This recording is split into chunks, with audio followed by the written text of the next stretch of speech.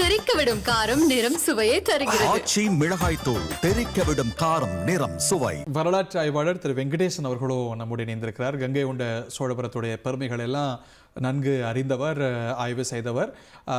இதோடைய முக்கியத்துவத்தை பற்றி சொல்லுங்க. கங்கை கொண்ட சோழபுரம் அப்படிங்கிறது நமக்கு ஒரு பெருமைமிக்க ஒரு வரலாற்று கலாச்சார சின்னம். அதில் பிரதமர் வந்திருக்கிறார். உங்களுடைய views and thoughts and insights. Okay sir. இப்போ நம்ம ராஜேந்திர சோழனை பொறுத்த வரைக்கும் நம்ம அவர் ஒரு இந்தியாவோட பெருமை அப்படின்னு தான் நம்ம சொல்லணும். ஏன்னா அசோக சக்கரவர்த்தி நம்ம எப்படி நம்ம போட்டுறோமோ அதே அளவு போற்றப்பட வேண்டிய ஒரு ஆளு. ஏன்னா இந்திய நிலப்பரப்பை தாண்டி ஒரு மிகப்பெரிய கப்பற்படையோட தென்கிழக்கு ஆசிய நாடுகள் நிறைய இடத்த போய் அவர் இது பண்ணியிருக்காரு. அப்படிங்கிறப்போ ஒரு இந்தியாவோட பெருமை அப்படின்னு தான் நம்ம சொல்லணும்.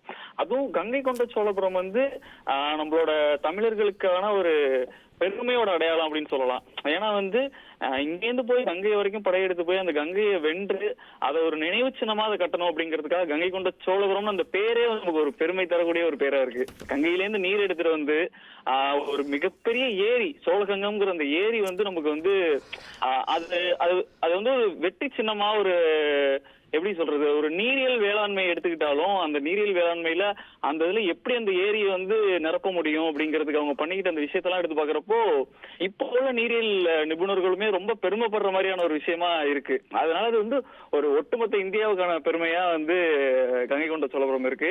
அதே மாதிரி அவரோட அந்த ஆர்கிடெக்சரலா பாத்தீங்கன்னா கங்கை கொண்ட சோழபுரத்தோட அந்த பேஸ்மெண்ட் ரொம்ப பெருசா இருக்கு. தஞ்சை பெரிய கோயிலை விட கம்பேர் பண்றப்போ அது ரொம்ப பெருசா இருக்கு. இருந்தாலும் தன்னோட தந்தையை விட அந்த கோயில் கட்டின கோயில் தஞ்சை பெரிய உடையார் கோயிலை விட அது ரொம்ப உயரமா இருந்துடக்கூடாது அப்படிங்கிற ஒரு எண்ணம் அவருக்கு இருந்துதா என்னன்னு தெரியல.